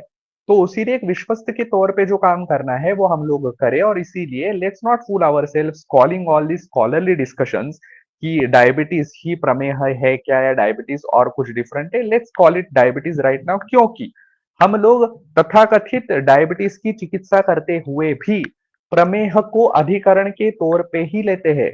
अतिदेश तंत्र युक्ति से हम लोग सोचते हैं कि अच्छा प्रमेय में यह बताया गया तो हम लोग डायबिटीज में उसका ही विचार करेंगे, क्योंकि वहां पे दो दोष दुष्ट सम्मूर्छना जिस प्रकार की होती है वो उसी तरह की होती है जो डायबिटीज में दिखाई पड़ती है। वहां पे भी वही क्लेद होता है कि जो हमको डायबिटीज में दिखाई पड़ता है, वहां पे भी वही मेद का शैथिल्य होता है जो हमें डायबिटीज में दिखाई देता है। मैं प्रमेह और डायबिटीज के बारे में बोल रहा हूँ। तो इसी हिसाब से जो कि जसद कटु है, तिक्त है, कषाय है, तो वो डायबिटीज पे भी काम करेगा। जब हम बहुमेहन यशोधर्म के बारे में बोल रहे हैं, कई कबार मैं आपको बहुत ही एक रेडी रेकनर हाथ में देता हूं कि कई केसेस ऐसे हमारे हाथ में आते हैं कि जो हम चाहे दुनिया भर की ही कोई चीजें उसको क्यों ना खाने को दे दे, लेकिन उसकी शुगर लेवल कम नहीं आ रही हो। पथ्य भी आप बोल रहे हो कार्ब्स बंद करो, फलाना करो, डिमका करो, लेकिन बंदे की शुगर कंट्रोल में आ ही नहीं रही। कई कबार इंसुलिन लेके भी वो कंट्रोल में नहीं आ रही। तो वहां पे जसद is the way to go. आप जसद भस्म के बारे में देख सकते हो, कमाल के रिजल्ट्स आपको दिखाई देंगे। आप थोड़ा सा उसके बारे में सोचना चालू कर दीजिए। तब अब हम लोग देखेंगे कि जैसे आयुर्वेद के बारे में तो उस हिसाब से मैंने बताया कि क्यों वहां पे जसद काम करेगा, वो बहुत ही छोटा एक्सप्लेनेशन हो गया। पर हम लोग अगर देखेंगे कि मैकेनिज्म क्या है जसद का इन सभी चीजों पे, तो पहला मैकेनिज्म रहेगा कि पैनक्रियाटिक बीटा सेल्स जो है, जहां पे हम लोग देखते हैं कि इंसुलिन का प्रोडक्शन होता है बीटा सेल्स ऑफ लैंगरहैंस में, तो उनका प्रोटेक्शन करने का रोल जसद में प्रिडोमिनेंटली है। उसी के साथ साथ में ये जो बीटा सेल्स है, उनको ऑक्सीडेटिव डैमेज से और एपोप्टोसिस से जसद बचाता है। तो इसीलिए कितने ही बार एक्यूट या क्रॉनिक पैनक्रियाटाइटिस की केसेस क्यों ना हो, या फिर पैनक्रियाटिक कैंसर की केसेस क्यों ना हो, अनफॉर्चुनेटली पैनक्रियाटिक कैंसर्स बहुत लेटर स्टेज में फाइंड आउट होते हैं उनकी नेचर की वजह से। पर फिर भी अगर समय में आपके पकड़ में आया है तो वारे न्यारे। फिर से एक बार आपके सामने अंडरलाइन करना चाह रहा हूं कि ये सभी चीजें पकड़ में कैसे आएंगी, तो उसके लिए डायग्नोस्टिक टूल्स का सही इस्तेमाल करना पड़ेगा। कई सारे केसेस हमारे पास ऐसे हैं, कई कभी अगर मौका मिला तो आपके सामने ये भी केसेस मैं रखना चाहूंगा कि क्यों मैं बोलता रहता हूं कि डायग्नोस्टिक टेस्ट जरूरी क्यों है। क्योंकि ये सभी जो केसेस है वो बिल्कुल पूर्व रूप या रूप के विरहित है, जो एक बहुत बड़ा डेटा है हमारे पास केसेस का हमारे क्लिनिक में। तो आप अगर बोलेंगे कि नहीं मैं कितना ही मेरा आयुर्वेद का ज्ञान वहां पे लगा दूं और पूर्व रूप और रूप का आदि का आकलन वहां पे लगाऊं, निदान पंचक का आकलन वहां पे लगाऊं, फिर भी आपको वहां पे कोई भी बड़ी डिफॉर्मिटी नजर नहीं आएगी, क्या हो रहा है ऐसे कुछ भी नजर नहीं आएगा। लेकिन कई ही सारे बहुत ही खतरनाक संप्राप्तियां उन पेशेंट्स में घट रही थी, और वो केवल पकड़ में आए हम लोगों के क्योंकि कुछ टाइमली टेस्ट बताए गए, इंटरवेंशन किया गया। इसीलिए ये जो अपडेशन है वो हमारे लिए जरूरी है, बस इतना ही। तो दूसरी बात क्या है कि ग्लूट 4 जो रहता है, GLUT4 का ट्रांसलोकेशन करना, ये बात भी अच्छी तरह से करता है जसद। तो होता यह है कि ये जो ग्लूकोज ट्रांसपोर्टर टाइप 4 है, तो सेल मेम्ब्रेन पे जहां पे ग्लूकोज का ट्रांसपोर्टेशन करेगा उसका ट्रांसलोकेशन करना, और वहां पे उसका ग्लूकोज का अपटेक जो है वो रोकना फैट सेल्स में, वहां पे बिल्कुल सटीकता से जाके कट करना। अब मैं कट करना जहां पे बोल रहा हूं, हम लोग बोलते हैं दोष दुष्ट सम्मूर्छना को नष्ट करना ही चिकित्सा है। तो एक बहुत ही सूक्ष्म तरीके से अगर देखा जाए तो बिल्कुल वहां पे मूले कुठार न्याय के तौर पे वो काम कर रहा है। उसी के साथ साथ में एएमपी एक्टिवेटेड प्रोटीन काइनेज जो रहता है, एएमपी के जिसे कहा जाता है, उसका की रेगुलेटर की तरफ से काम में आता है जसद। तो इसीलिए जसद वहां पे भी काम करेगा। और उसी के साथ साथ में जैसे मैंने कहा कि डायबिटीज की कॉम्प्लिकेशन बहुमेह निशोधन कहा गया है ना, तो बाकी के निशोधन क्या करेगा, तो कार्डियोवास्कुलर हेल्थ के लिए जसद यूजफुल है, रेटानोपैथी के लिए मैंने ऑलरेडी आपको बताया जसद यूजफुल है, डायबिटिक न्यूरोपैथी के लिए जसद यूजफुल है। यानी जहां पे भी आप सोचेंगे डायबिटिक पेशेंट के बारे में तो उसको पहले ही स्टेप से मल्टीपली प्रोटेक्ट करने के लिए जसद का इस्तेमाल हो सकता है। उसी के साथ साथ में जसत का एक बहुत बढ़िया गुण बताया है रस तरंगिणी में, वो है प्रसाद संज्ञक वायु का प्रसादन करना। अब इसकी क्लिष्टता में नहीं जाते कि ये क्यों प्रसाद संज्ञक वायु कहते हैं, क्या कहते हैं, वो थोड़ा सा बाजू को रख देंगे। इसका मतलब क्या निकालना है, उसका अर्थ क्या निकालना है, तो केवल इतना ही निकालना है कि जहां जहां पे भी न्यूरो डिजेनरेटिव डिसीजेस आपको दिखाई देंगे, चाहे वो अल्जाइमर्स क्यों ना हो, चाहे वो पार्किंसंस क्यों ना हो, वहां वहां पे जहां पे आपके न्यूरॉन्स को आपको ऑक्सीडेटिव स्ट्रेस से प्रोटेक्ट करना है, उस प्रसाद संज्ञक वायु का प्रसादन करने के लिए, जैसे मैंने पहले कहा था कि वातज अवस्थाओं में जसद अच्छी तरह से काम नहीं करेगा, लेकिन जो नर्व्स पे काम करने हैं तो वहां पे हम लोग भी एक मोटा मोटी ट्रांसलेशन कहते हुए यही कहते हैं ना कि वातवह नाड़ी संस्थान कहा जाता है। तो ये वातवह नाड़ी हम लोग अगर कहते हैं तो ठीक है, प्रसाद संज्ञक वायु भी हम लोग कह सकते हैं, तो न्यूरो डिजेनरेटिव डिसीजेस में इसका इस्तेमाल किया जा सकता है। It acts against demyelination also, तो इसीलिए डीमाइलिनेशन जहां जहां पे हो रहा है वैसी कंडीशंस में भी उसका इस्तेमाल किया जा सकता है। आगे का एक जो मुद्दा बताया है वो है श्लेष्म कला निकुंचनम, ऐसे कहा है, संकोचनम कहा गया है। श्लेष्मल कला को ट्रांसलेट करेंगे तो सीधी सी बात है कि इट इज म्यूकोजल मेम्ब्रेन। तो म्यूकोजा जहां जहां पे है और बड़े पैमानों पे जिन संस्थानों में है, कहाँ कहाँ पे, तो रेस्पिरेटरी ट्रैक्ट में है, गैस्ट्रोइंटेस्टिनल ट्रैक्ट पे है और यूरोजेनेटल ट्रैक्ट में है। सभी जगहों पे अलग अलग तरीके के उसके काम चलते हैं, तो थोड़ा सा डिकोड करते हैं इन सभी चीजों पे कहाँ कहाँ पे उसके काम चलते हैं। तो एक तो बात चलती है कि रेस्पिरेटरी ट्रैक्ट के जो उसका जो म्यूकोजल मेम्ब्रेन रहेगा वहां पे क्या काम रहेगा, तो पहला काम रहेगा उसका एंटी माइक्रोबियल। तो जैसे कोई भी बाहरी चीज हो जिसे हम लोग आगंतुज के नाम से जानेंगे, तो आगंतुज बाहर से ही आएगा ना और बाद में शरीर में जो दोषों की स्थिति है उनको बिगाड़ देगा। तो ये आगंतुज के तौर पे अगर हम लोग जानेंगे तो कोई भी बैक्टीरिया और वायरस हमारे लिए एक आगंतुज हेतु नहीं हो सकता क्या, तो बिल्कुल हो सकता है। तो वो जहां पे आके अटैच ही हो रहा है उस सेल मेम्ब्रेन को, वहां पे जाके ही अटैच कर देता है जसद, और इसीलिए उसका वहां पे अटैचमेंट ही तोड़ देता है। ये हम लोगों ने पाया कोविड में जब S2 रिसेप्टर्स पे जाके अटैचमेंट हो रही थी सार्स कोव 2 की, वहां पे ही जाके उसको अटैच होने न देने का काम जसद कर रहा था, जहां पे पर्टिकुलरली जसद भस्म के रोल के बारे में रिसर्चेस किए गए कोविड में। तो ये एक पहली बात हुई। उसी के साथ साथ में दूसरी बात ऐसे है कि जहां पे एक मिनट में कुछ एक मुद्दा यहाँ पे मिस कर रहा हूँ। हाँ, तो श्वासकास जैसी जो कंडीशंस रहेगी तो वहां पे दूसरा क्या करता है कि जसद ये हमारे जो प्रो इन्फ्लेमेटरी साइटोकाइंस है, for example IL-4, IL-5, IL-13 या TNF अल्फा जैसे जो प्रो इन्फ्लेमेटरी साइटोकिन से, आपको पता है साइटोकिन स्ट्रॉम, इस टर्म के बारे में हम लोगों ने सुना है कोविड के वक्त, तो उनको रोक देने का काम जो है वो अच्छी तरह से करता है जसद। उसी के साथ साथ में ही उस एयरवे का इन्फ्लेमेशन जो रहता है और हाइपर रिस्पॉन्सिवनेस जो रहता है विशेषता श्वास कास में, उन दोनों ही जगहों पे जसद अच्छी तरह से काम करेगा, इसीलिए श्वास कास में भी उसका काम बताया गया। उसी के साथ साथ में हम लोग देखेंगे कि कई सारे वैद्य जिसका इस्तेमाल करते हैं प्रतिशाय में, वो एक कल्प रहता है जो जसद की माँ का या बाप का कल्प जिसे हम कहे, हालांकि अभी खर पर हम डालते नहीं, माँ बाप कहने की मेरा मतलब ये था कि खर पर तो डालते नहीं, कई जगहों पर जसद भस्म का ही इस्तेमाल किया जाता है। तो वो है लघुमालिनी वसंत।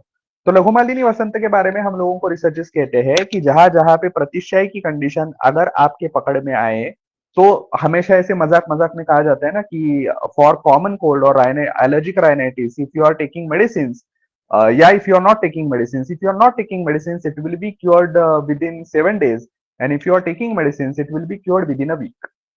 तो इसमें से हंसी मजाक का पार्ट थोड़ा बाजू को रख देते हैं, लेकिन अर्थ ये निकालना है एक्चुअली यहाँ पे देखते हुए कि जसद का काम रिसर्चेस ऐसे बताती है कि कॉमन कोल्ड में या एलर्जिक राइनाइटिस में भी अगर पेशेंट वो लक्षण दिखाई देने के 24 टू 48 आवर्स में वैद्य के पास पहुंचता है, तो हम लोग अगले 24 या 48 आवर्स में उसके वो पूरे ही लक्षण अच्छी तरह से बंद कर सकते हैं और नासौ विशुद्धौ शुद्धस्तु शमयन् कोपयेत इस हिसाब से बंद करवा सकते हैं। माने ये नहीं करवाना है हम लोगों को कि जैसे एलोपैथी में करते हैं कि नहीं उसका सिक्रीशन ही बिल्कुल रोक दिया और बाद में पेशेंट कंप्लेन करने लगा नहीं भाई अब तो साइनोसाइटिस हो गया। तो वैसे नहीं होता। सिक्रीशन का कंट्रोल जसत से जो अच्छी तरह से होता है तो पाचन वहां पे क्लेद का श्लेष्मा का अच्छी तरह से होगा, वहां की अग्नि का संदुक्षण अच्छी तरह से होगा, दीपन अच्छी तरह से होगा और वो बाद में रसवह स्रोतस में भी हमको पता है कि लघुमालिनी वसंत का रोल ही यही है प्रेडोमिनेंटली कि रस धातुवाग्नि का दीपन अच्छी तरह से करना। ऑब्वियसली रस धातुवाग्नि का दीपन अच्छी तरह से होगा तो रस के जो उपधातु या मल है उनका अच्छी तरह से नियमन होगा। तो ये चीज ध्यान में रखते हुए वहां पे भी मैं नकारना नहीं चाहता कि इतने बड़े पैमाने पे मरीच भी डाला हुआ होता है उसमें, लेकिन मैं एक बात आपको कहना चाहूंगा कि वो मरीच भी कहीं पर उसके साइड इफेक्ट ना दिखाई पड़े इसकी भी जो फिक्र है ये जसत भस्म करेगा। तो इसीलिए जसत का रोल वहां पे ज्यादा यूजफुल है। एक थोड़ा सा डाइवर्ट करना चाहता हूँ टॉपिक को और फिर से हमारे मूल मुद्दे पे लेके आऊंगा। कई कबार ये देखते हैं हम लोग कि कल्पों का अध्ययन कैसे किया जाए ये एक प्रश्न पूछा जाता है और बहुत ही विद्वत्तापूर्ण चर्चाएं वहां पे होती है। मेरा एक विनम्र मत है इसके ऊपर कि कल्पों का अध्ययन किसी भी एक तरीके से नहीं किया जा सकता। उसका कारण ये है कि अगर जो अलग अलग चीजें हैं वो प्लेयर्स, अच्छा आप विराट कोहली का एग्जांपल ले लीजिए, वो इंडियन क्रिकेट टीम में जैसे इंटरनेशनल क्रिकेट खेल रहा है वो मुझे पता नहीं आईपीएल में शायद आरसीबी से खेलता है कौन सी टीम से मुझे पता नहीं। हाल ही में ज्यादा क्रिकेट फॉलो नहीं कर रहा हूँ इसीलिए आपको ज्यादा पता होगा। तो जिसी भी टीम से खेल रहा होगा वहां पे उसका परफॉर्मेंस और इंडियन क्रिकेट टीम में परफॉर्मेंस या नेट में उसका परफॉर्मेंस ये सभी अलग चीजें होंगी। तो मोटा मोटी वो द्रव्य स्वयं पूर्णता में क्या करेगा और साथ साथ में कॉम्बिनेशन में क्या करेगा उसका केवल बेसिक अंडरस्टैंडिंग आप ले सकते हैं। और विशेष रूप से एक आर्ष कल्पों को हम लोग थोड़ा सा बाजू में रखते हैं। रस कल्पों को अगर हम लोग देखें तो उसकी उत्पत्ति तुलना में हमारे नजदीक हुई है। एक दूसरा छोटा सा भाग इस बारे में बताना चाहूंगा कि रसतंत्र की उत्पत्ति तंत्र नाम ही उसमें आया है तो तंत्र से हुई है। तो महादेव भगवान को जैसे हम लोग कहते हैं कि शिव को ही उत्पत्ति कहा जाता है रस शास्त्र की, तो तंत्र साधनाएं जो है अलग तरीके की वहां पे रस शास्त्र की साधना बहुत ज्यादा जरूरी, इसीलिए रसायनों के प्रथम पटल में भी हम लोग ये रेफरेंस देखते हैं कि मृतकम सूतम भक्षेत, जो जिसके उदरस्थ मृत सूतक है यानी मृत पारद है, पारद की कल्प है, वो अच्छी तरह से सदगति को प्राप्त करता है, मोक्ष को प्राप्त करता है, ऐसा वर्णन हमारे शास्त्रों में आया है। तो ये मैं कहना ये चाहता हूं कि हर एक की साधना जिस प्रकार से रहेगी उस प्रकार से कल्पों का अंडरस्टैंडिंग बदलेगा और उसमें से महत्वपूर्ण बातें जो है वो आपको नजर आएंगी और उसके बाद में ही आप लोग कल्प का अच्छी तरह से इस्तेमाल कर सकोगे। तो कल्प खुद भी डेवलप किए जा सकते हैं इस हिसाब से, ये मैं आपको कहना चाह रहा हूं कि आपको समझ में आ गया कि ओके कौन कौन सी चीजें अच्छी तरह से काम करी उसमें से एक्टिव चीजें कौन सी है, कल्प हम लोग स्वयं बनाएंगे। ठीक है, तो आप फिर से आते हैं कि श्लेष्म कला के बारे में, जो रेस्पिरेटरी ट्रैक के बारे में बोलना हो गया। उसके बाद में जो आता है वो गैस्ट्रोइंटेस्टिनल ट्रैक आता है। गैस्ट्रोइंटेस्टिनल ट्रैक पे क्या क्या कहाँ पे उसकी काम होंगे, तो ग्रहणी में बहुत अच्छी तरह से काम होता है। आम्ल पित्त में इतना अच्छी तरह से काम उसका नहीं हुआ। कई कबार हम लोग ये भी देखते हैं कि जसद भस्म कई पेशेंट्स को टॉलरेट भी नहीं होता। आप कितनी अच्छी तरह से बनाओ जसद भस्म, कितनी ही योग्य मात्रा में भी दे दो, जसद भस्म में मिचली आना, उल्टी आना ऐसे लक्षण दिखाई पड़ते हैं। ध्यान में रखिए ऐसे लक्षण जिनको दिखाई पड़ते हैं उनमें वो भस्म बहुत अच्छी तरह से काम करेगा। क्यों काम करेगा आप थोड़ा सा उसके बारे में सोचिए, आप भी थोड़ा सा उस पर दिमाग लगाइए या फिर उसके बारे में कभी बाद में बात करेंगे। तो गैस्ट्रोइंटेस्टिनल ट्रैक पे काम करते हुए विशेष रूप पे ग्रहणी पे काम करेगा। ग्रहणी पे भी काम करते हुए गट बैरियर फंक्शन जो है तो वहां पे जहां पे लीकी गट सिंड्रोम जैसी कंडीशंस रहती है जसद बहुत ही बढ़िया तौर पे काम करता है। अल्सरेटिव कोलाइटिस में जसद अच्छी तरह से काम करता है, इसीलिए जहाँ पे अल्सर हीलिंग भी जरूरी है जसद काम करेगा। एक गुणे शास्त्री जी की जो किताब है वहां पे आंतरशोथ नाम से कहा गया। अब देखिए ये सभी चीजें आप लोग जब देखेंगे तो ना गुणे शास्त्री एलोपैथी माइंडेड है, ना तो आपके रसतरंगिणी कार एलोपैथी माइंडेड है, लेकिन जिन टर्म्स का प्रचलन है उनका इस्तेमाल प्रचुर तरीके से उन्होंने भी किया है। तो आंत्रशोथ इस नाम से तो ग्रंथों में हमको कुछ नहीं दिखाई पड़ता, पर आंत्रशोथ के बारे में देखा जाए हम लोग तो या तो हम कोलाइटिस कह सकते हैं या तो हम लोग डायवर्टिकुलाइटिस के बारे में भी सोच सकते हैं। डायवर्टिकुलाइटिस में भी जसत का बहुत बढ़िया काम होता है। जो योग वैद्य पंचानन गुणे शास्त्री ने बताया है, बहुत बढ़िया है। उन्होंने बताया है कि एक गुंजा जसद लेना है, माने हम लोग एमजी में ही ट्रांसलेट करेंगे सीधा कि 125 एमजी जसद और 750 शर्करा लेनी है। इन दोनों को अच्छी तरह से ट्राइचरेट करना है, खल करके उसका अच्छी तरह से उसको उसके मिश्रणों का इक्वल पार्ट्स में 6 पूड़ियां करनी है।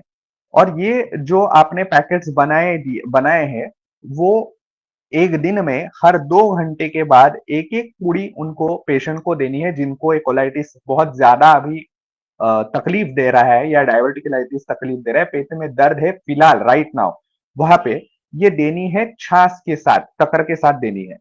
और ऐसा भी बताया उन्होंने कि अगर ऐसे भी है कि कई लोगों के अल्सरेटिव कोलाइटिस के, क्योंकि जहां पे विमुक्त बंध रक्त कहा गया है तो तकर का इस्तेमाल निषिद्ध भी कहा है संहिताओं में। कई रोगी ऐसे होते हैं कि जहां पे तकर का इस्तेमाल करें तो उनका पेन बढ़ जाता है, तो वहां पे क्या करना है, तो दूध के साथ देनी है और दूध ही आहार के रूप में देना है। जिनको तकर का इस्तेमाल टॉलरेबल है उनको तकर को ही आहार के स्वरूप में देना है, और जिनको इन दोनों में से कोई भी चीज नहीं अच्छी तरह से जा रही तो उनको यव का जल या फिर लाजा मंड देना है। और इस आहार पे रोगी को उस पूरे दिन रखना है और उसके बाद में असेस करना है कि उसमें कैसे अच्छी तरह से उसका गुण आया। तो ये एक वृद्ध वैद्याधार है, इसीलिए आप ही के सामने शेयर भी किया कि आप उसका उसका इस्तेमाल करने के बारे में सोच सकते हो। तीसरी जो सिस्टम प्रिडोमिनेंट आई जहां पे हम लोगों ने म्यूकोजल लेयर का इस्तेमाल करना है, तो वो आ गई यूरोजेनेटल सिस्टम। और वहां पे हम लोग क्या क्या देखेंगे कि यूरोजेनेटल सिस्टम में जहां पे मूत्रकृच्छ्र या मूत्राघात दोनों ही कंडीशंस है, वहां पे हम लोग इस्तेमाल कर सकते हैं जसद का। अशमरी में उतना ज्यादा उसका इस्तेमाल होगा नहीं कि उसमें भेदन की क्वालिटीज नहीं है जसद में, लेकिन रोपण की जो क्वालिटीज है उसका बहुत अच्छी तरह से इस्तेमाल वहां पे होता है। और इसीलिए इन दोनों ही चीजों में कई कबार सीए ब्लैडर जो होता है, ब्लैडर का जो कैंसर होता है, उसमें भी जसद का इस्तेमाल किया जा सकता है। वहां पे भी क्या होता है कि जो लाइन टाइटनिंग है, सेल टाइटनिंग जिसको कहा जाता है, ब्लैडर कैंसर में आपको पता होगा कि जिस तरह से बाकी के और दूसरी तरफ कैंसर बढ़ना चालू कर देते हैं ट्यूमर्स, तो वो वहां पे रोकने के लिए म्यूकोजल लेयर, बाद में लेमिना प्रोप्रिया, उसके बाद में म्यूकोजल मस्क्यूलरिस प्रोप्रिया, और उसके बाद में लिम्फ नोड तक फैलना, तो इन्हें बहुत बड़े पैमाने पे इनहिबिट करने के लिए जसद भस्म उपयोगी ठहरता है वहां पे। उसी के साथ साथ में इन्फेक्शन अगर तरह तरह के हो, माने अगर रिकरेंट सिस्टाइटिस हो, तो एलोपैथी तो अभी फिलहाल क्या चीज देती है, तो एक एंटीबायोटिक्स देंगे और एंटीबायोटिक को थकने के बाद में वो लोग देंगे क्रैनबेरी का जूस। तो क्रैनबेरी का जूस देने से तो अच्छा आप जसद का इस्तेमाल करें। हमारे यहाँ पे पेशेंट आए तो एक श्योर शॉट अगर उसको आंसर मिल जाता है अच्छी बात है। और उसी के साथ साथ में ऐसे द्रव्य की जो खास तौर पे बस्ती पे जाके अच्छी तरह से काम करेंगे ऐसा ग्रंथों में कहा है, उनका अनुपान पे स्वरूप में या भोजन के स्वरूप पे उसका इस्तेमाल करें। फिर से थोड़ा सा आपके स्वाध्याय के लिए छोड़ देता हूं कि ऐसे कौन से द्रव्य है कि जो बस्तीगत काम करते हैं और कौन सा काम करते हैं। कुछ एक द्रव्यों के बारे में बस्ती शोधन कहा गया है, कुछ एक द्रव्यों के बारे में बस्ती प्रसादन कहा गया है, कुछ एक द्रव्यों के बारे में बस्ती के लिए टोटली वो यूजफुल कैसे है उनकी वर्णन आए हैं। तो वो कौन कौन से द्रव्य है या आहारीय द्रव्य भी कौन से हैं उनके बारे में थोड़ा सा सोचिए। उसके बाद में कहा गया है कि व्रण को अच्छी तरह से जसद भस्म जो है वो कवर कर देगा। अच्छा, इस व्रण से याद आया, जो मैंने पहले पार्ट छोड़ा था उसकी तरफ थोड़ा सा जाते हैं। वो पार्ट था आंखों में उसका इस्तेमाल कैसा करना है। तो नेत्रामयों में निषादी नेत्र बिंदु नाम से जो नेत्र बिंदु तैयार होते हैं, जिनका अश्वतन के तौर पे इस्तेमाल किया जाता है, वहां पे जसद भस्म का इस्तेमाल किया जाता है। तो जसद भस्म वैसे आंखों में डालने के लिए भी इस्तेमाल किया जा सकता है। साथ ही साथ में जैसे मैंने बाकी की जो चीजें बताई है, या तो आर्म है या तो अंजन नामिका है, पिल्ल है, इन सभी चीजों में आप लोग बाह्यतः एप्लीकेशन के लिए भी जसद का इस्तेमाल कर सकते हैं। हालांकि केवल जसद उसका ऑप्शन नहीं है, मैं फिर से अंडरलाइन करना चाहूंगा। उसके बेटर ऑप्शंस भी है, या तो कॉम्बिनेशंस में इस्तेमाल करने पड़ेंगे, लेकिन जो समय की पाबंदी है हमारे पास, और ये आज का विषय नहीं कि नेत्र रोग में ही जसद का कैसे इस्तेमाल करें, तो इसलिए उसके ज्यादा डिटेल में नहीं फिलहाल जाऊंगा। आगे बढ़ते थोड़ा व्रण के बारे में। तो व्रण में क्या होता है कि हीलिंग स्टेजेस ऑफ वुंड जितने भी होते हैं उन सभी में जसद का इस्तेमाल होता है। पहले तो हमने ये देखना चाहिए कि व्रण में एक तो सुश्रुतोक्त षष्ठ्य उपक्रम के बारे में अच्छी तरह से जाने, उसकी प्रैक्टिस करने की तरफ ध्यान दे। कितने ही जो नॉन हीलिंग अल्सर्स होते हैं, नॉन हीलिंग वुंड्स होते हैं, बहुत अच्छी तरह से कवर अप हो जाते हैं, चाहे वो आपके वेरिकोज अल्सर्स क्यों ना हो या फिर डायबिटिक फुट ही क्यों ना हो। लेकिन ये करते हुए ध्यान में रखनी चीज है, पहली बात ये है कि वो जो व्रण है वो शुद्ध है या अशुद्ध है, उसकी तरफ पहले ध्यान दे। तो आपको पहले उसका लेखन करना है या सीधे रोपण करना है, उसकी तरफ ध्यान दे। तो शोधन अगर पहले करना है तो वहां पे जसद आपका ड्रग ऑफ चॉइस नहीं होगा, बाकी के होंगे।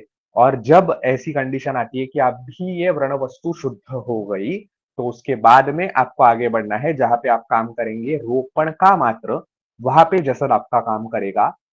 थोड़ा से मॉडर्न पर्सपेक्टिव में अगर हम लोग देखेंगे तो 4 अवस्थाएं होती है किसी भी वुंड के हीलिंग के बारे में। तो कौन-कौन सी है? तो हेमोस्टेसिस, जो इन्फ्लेमेशन बाद में कंट्रोल लाना है वो है। सेल्स का प्रोलिफरेशन जो है उसके बारे में और रीमॉडलिंग के बारे में, इन चारों ही अवस्थाओं में जसद का काम होता है। जसद contributes to clotting the blood and initial sealing of the wound. Jasad modulates the immune response and helps to control the inflammation which is there locally as well as systemically. Jasad supports cell growth, the collagen synthesis, which is very much important for the healing of wound, and the angiogenesis again, which is very much important कि वहां पे जब तक हम लोग रक्त का प्रवाह अच्छी तरह से नहीं बढ़ाएंगे, और इसीलिए हम लोग देखेंगे कि जहां पे हम लोगों ने अशुद्ध व्रण है वहां पे शोणितावसेचन एक उपक्रम के रूप में आता है, रक्त मोक्षण वहां पे करना है, चाहे वो धतूर जैसे पत्ते ही क्यों ना हो या निर्गुंडी जैसे पत्ते, पारिजातक जैसे पत्ते क्यों ना हो, तो घीस के वहां पे रक्त मोक्षण करवाया जाता है। क्यों? क्योंकि हमको एंजियोजेनेसिस करवाना है, वहां पे ब्लड सर्कुलेशन अच्छी तरह से बढ़ाना है, तो वहां पे जसद अच्छी तरह से काम करेगा। उसी के साथ साथ में जहां पे टिश्यू रिमॉड्यूलेशन होता है, करना है, और स्कार फॉर्मेशन है, तो उसको हील करने के लिए भी जसत काम करेगा। मैं आपको जरूर ये कहना चाहूंगा कि जहां पे आपके यहाँ पे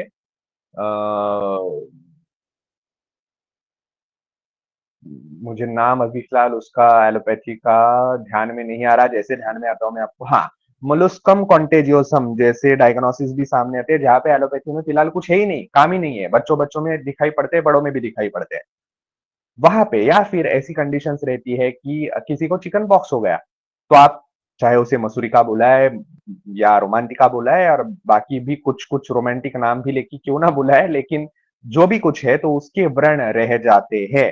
तो उनका बाद में स्कार्स को अगर आपको रिकरेक्ट करना है, या कई लोगों के ब्यूटी पर्पस के लिए भी आपको एक्सटर्नल एप्लीकेशन भी करवाना है, तो वहां पे जैसे कि शतधौत घृत हुआ, या सिर्फ नारिकेल तेल हुआ, या सिर्फ गोघृत ही क्यों ना हुआ, उसी के साथ साथ में अगर एप्लीकेशन करवाया जाए जसद का बाह्यता, तो वो भी अभ्यंतरतः उसके इस्तेमाल के साथ साथ में अच्छी तरह से काम करता है।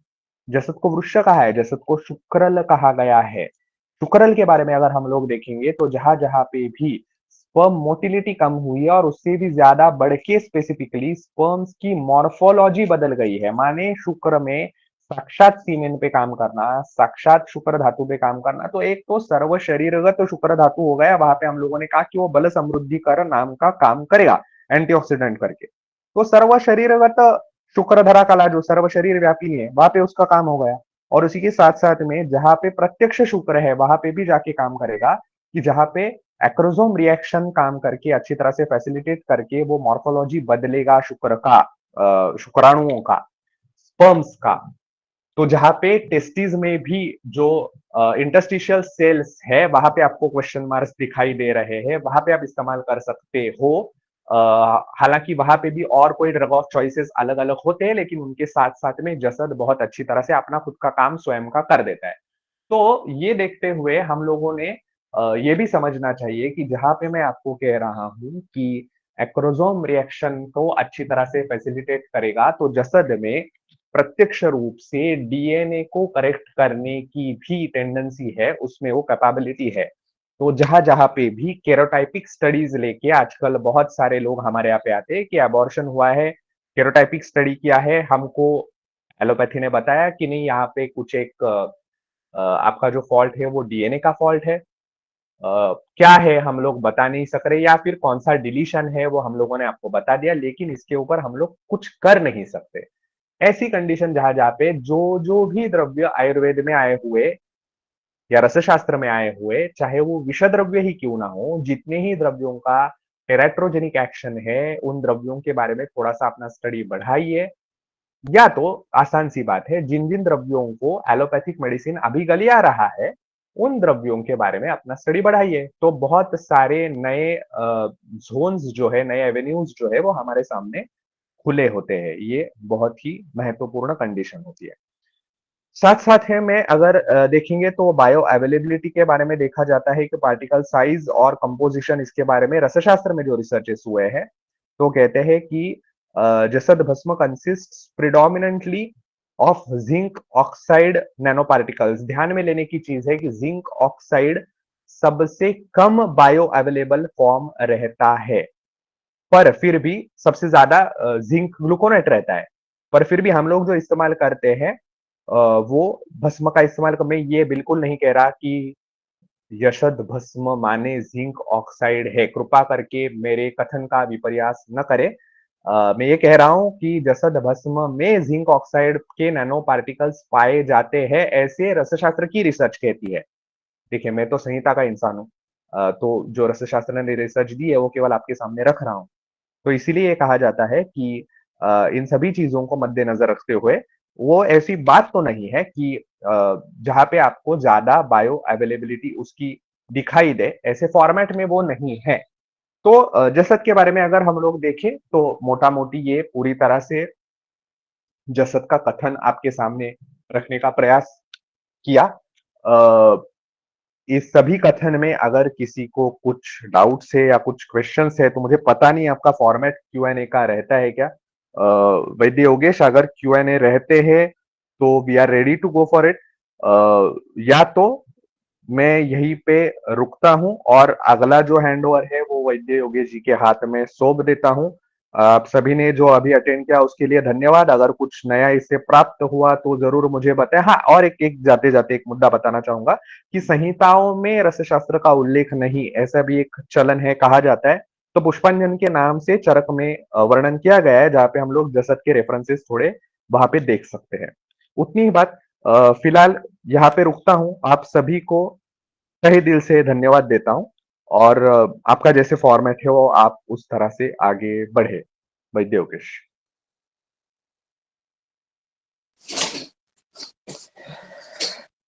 बहुत बहुत शुक्रिया सर। जसद भस्म के साथ ही आपने जो उससे जुड़े हुए चीजों एवं ग्रंथ और आयुर्वेद का जो हम प्रसार कर रहे हैं पूरे दुनिया के सामने, उसका एक अनोखा ढंग इस लेक्चर के जरिए आपने सामने रखा। सो उसके लिए मैं आपका तहे दिल से शुक्रिया करना चाहता हूँ। सो इस जसद भस्म रिलेटेड कुछ अगर किसी के डाउट्स होंगे तो वो चैट बॉक्स में प्लेस कर सकते हैं। सर, एक प्रश्न है कि यशद भस्म क्या हम थायराइड डिसीजेस में यूज कर सकते हैं? इसके बारे में कुछ अनुभव।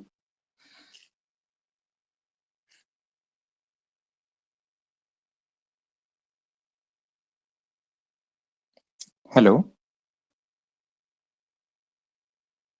परीक्षित सर। हेलो। हाँ सर, एक हेलो, आवाज डाउट सुनाई है। दे रही है मेरी? हाँ सर। जी जी, मैंने सुना। आप थायराइड के बारे में पूछ रहे थे ना, जसद और थायराइड के जी, बारे यस सर। में। जी, तो जहां पे थायराइडाइटिस की कंडीशंस है और जहां पे थायराइड स्पेसिफिक एंटीजेंस जो है, एंटीबॉडीज जो है वो बढ़े हुए दिखाई देते हैं, वहां पे जसद भस्म का ज्यादा अच्छी तरह से इस्तेमाल दिखाई पड़ता है, जो मैंने स्वयं की प्रैक्टिस में देखा।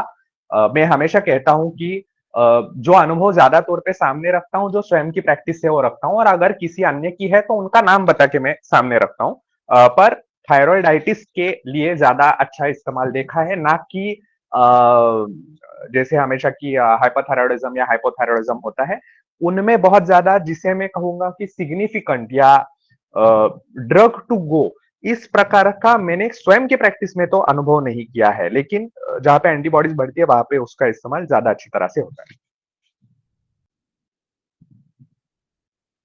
ओके ओके सर, अगला प्रश्न है रज इस पर यशद भस्म का क्या उपयोग होता है, इसके बारे में कुछ। ओके, तो जैसे हम लोग उसके गुणकर्म पहले ही हम लोगों ने देखे, या फिर मैंने जैसे रसवह स्रोतस के बारे में बताते हुए जहाँ पे जसत के बारे में बताया, तो उसी हिसाब से एक नियमन अच्छी तरह से रजस्राव का करना, और जहाँ पे अत्यार्तव जैसे कंडीशंस है, तो वहां पे होता क्या है कि चलन ये हमारे यहाँ पे कि हम लोग वंग मिश्रण का इस्तेमाल ज्यादा करते हैं अश्रुक दर में। जैसा कई कबार हम लोग भूल जाते हैं, तो उसकी तरफ थोड़ा सा ध्यान देना है। दूसरी बात ये कि अच्छा हुआ जो जिन्होंने भी ये सवाल पूछा, मैं उनका शुक्रिया कहना चाहूंगा, क्योंकि एक पॉइंट मेरा छूट गया था, वो मैं अभी थोड़ा सा रख देता हूँ आपके सामने। जो निशा स्वेद के बारे में बताया गया है ना, मैंने मैंने जो पहले पढ़ा था, उसमें हम लोग ये देखेंगे कि रज का, एक तो मैंने पहले आपको कहा कि अश्रुक दर में यानी कि रक्त प्रदर में या श्वेत प्रदर में भी, हालांकि श्वेत प्रदर में भी बाकी के ऑप्शन ज्यादा काम करते हैं, रक्त प्रदर में भी ये ऑप्शन अच्छी तरह से काम करेगा along with the others like प्रवाल और माक्षिक and so on so forth. पर उसी के साथ साथ में जो पर्टिकुलरली निशा स्वेद के बारे में कहा, it is nothing but the profuse sweating that they get the cold chills and what not during the post menopausal duration. तो इसीलिए जो मेनोपोजल सिंड्रोम जहां पे हम लोग देखते हैं कि कोल्ड स्वेट्स जहां पे होते हैं, वहां पे अच्छी तरह से काम होता है जसद भस्म का। तो रज पे ही काम करके वहां पे वो काम करेगा, इसलिए वहां पे उसका विचार किया जा सकता है। Okay okay sir. सर, और एक प्रश्न था, जो आपने निषादी नेत्र बिंदु का उल्लेख किया, उसका रेफरेंस पूछ रहे हैं कुछ लोग। मेरे मेरे अभ्यास के हिसाब से वो, मेरे ख्याल से वो वृद्धा वैद्याधर पाठ है, मुझे नहीं लगता कि कहाँ पे जी आया है, शायद से भारत वैश्य रत्नाकर में देखना पड़ेगा, या तो आप लोग अच्छी तरह से गाइड कर सकोगे मेरे से ज्यादा। जी, शायद वो वृद्ध वैद्य का ही सर, जितना मैंने भी सुना हुआ है। जी जी, जी। अगला प्रश्न है सर, मैक्युलर डिजनरेशन इसका यूज किया जा सकता है, और यूज करना हो तो किसके साथ और रोग द्रव्यों के साथ इसका यूज किया जाए। आवाज आवाज आवाज आवाज आपका कट हुआ बीच में, मुझे सवाल नहीं सुनाई दिया। मैक्युलर डिजनरेशन में यशद भस्म किन और द्रव्यों के साथ या वनस्पतियों के साथ यूज कर सकते हैं। अब देखिए, अब फिर से ये बात है कि जैसे मैंने वहीं पे कह दिया कि जो हम लोग कहते हैं ना कि तिष्ठत के ऊपर युक्तिज्ञो द्रव्य ज्ञानवताम सदा। तो मोटा मोटी अगर कहा जाए तो जितने भी चीजें, ये मेरे एक्सपीरियंस में आपको बता रहा हूँ कि जहाँ पे ऐसे ऐसे तो नहीं है कि हर एक ने वही इस्तेमाल करना चाहिए, पर जो मैंने तभी कहा कि आपको या लेखन करना है या रोपण करना है, इन दोनों ही चीजों के बारे में सोचना है। तो जो जिस तरीके का काम करना है, कई कबार हमारी प्रैक्टिस में मैं भगंदर में या नाड़ी व्रण में भी जसत का काम करता हूँ। कई लोगों को ये अटपटा लगेगा, लेकिन हम लोगों ने केसेस प्रूव करके अच्छे इम्पैक्ट फैक्टर वाले जर्नल्स में डबल ब्लाइंड करके भी पब्लिश भी कर ली है। तो जहां पे फिस्टुला में मैं उसका इस्तेमाल कर रहा हूं, तो जसत का इस्तेमाल करते वक्त उसके साथ साथ ही मैं कोई एक लेखन द्रव्य का इस्तेमाल कर रहा हूं, उसके साथ में जसत का इस्तेमाल कर रहा हूं। So that's the beauty of our system, कि जहां पे हम लोग सिनर्जी में काम करते रहते हैं। तो इसीलिए जैसे मैंने पहले कहा कि आप वहां पे एक तो धात्री का विचार कर सकते हैं, आमलकी का इस वहां पे सोच सकते हैं उसके बारे में। साथ ही साथ में जितने भी रक्त प्रसादन द्रव्य है, जितने भी पित्त शामक द्रव्य है, उन सभी का इस्तेमाल वहां पे किया जा सकता है। पद्मकादि गण के बारे में वहां पे सोचा जा सकता है।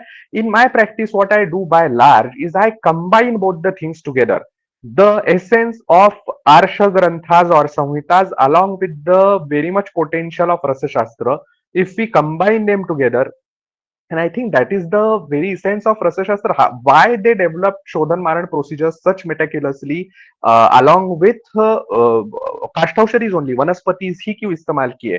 ठीक है, ये रसशास्त्रियों का आपका सभी का ये विषय है, मैं उसमें ज्यादा डिटेल में जाऊंगा तो नहीं, लेकिन मोटा मोटी हमने समझना चाहिए कि उनको पता था कि ये दोनों चीजें क्लोजली रिलेटेड है। तो उस हिसाब से मैं मेरी प्रैक्टिस में जो वाग्भटोक्तक गण है उसके साथ साथ में या तो रसशास्त्रों के अलग अलग तरीके के भस्म जोड़ूंगा, और इसीलिए मैं मेरे प्रैक्टिस में रसशास्त्र के तैयार कल्प बहुत कम इस्तेमाल करता हूं। मैं भस्मों का इस्तेमाल डायरेक्टली करूंगा वहां पे, या बाकी की चीजों का इस्तेमाल करूंगा, या तो चरकोक्त महाकषाय है तो उनका इस्तेमाल वहां पे करेंगे। तो ये हर एक की युक्ति के ऊपर है कि उन्होंने किसका इस्तेमाल करना है। पर एक बेसिक गाइडलाइन अगर देखा जाए तो जैसे मैंने कहा कि पित्त शामक और रक्त प्रसादन गण का इस्तेमाल वहां पे ज्यादा अच्छी तरह से काम करता है। नेत्र है तो मज्जा के बारे में भी हम लोग सोच सकते हैं, और इसीलिए मज्जा के बारे में सोचते हुए घृत कल्पना के साथ अगर इसका इस्तेमाल किया ज्यादा अच्छी तरह से गुण देगा। तो संहिताओं के बेसिस पे और उन सिद्धांतों के आधार पे हम लोग अगर आगे बढ़ेंगे तो और ज्यादा एवेन्यूज क्लियर हो सकते हैं, और ये हर एक की युक्ति के हिसाब से।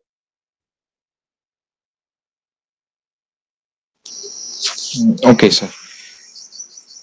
सर एक आखिरी प्रश्न था कि यशद भस्म का उपयोग करने के बाद कुछ पेशेंट्स में उल्लास ऐसे लक्षण दिखाई देते हैं, तो उस बारे में कुछ आपका मत। अरे किसने पूछा है क्वेश्चन? मुझे उनसे थोड़ी बात करने में आनंद होगा। उनका एक्सपीरियंस क्या रहा हो पहले जानते हैं, और बाद में मैं बताता हूँ। जी तो आप अपना माइक अनम्यूट करके भी क्वेश्चंस पूछ सकते हैं, जिन्हें भी क्वेश्चंस पूछना है।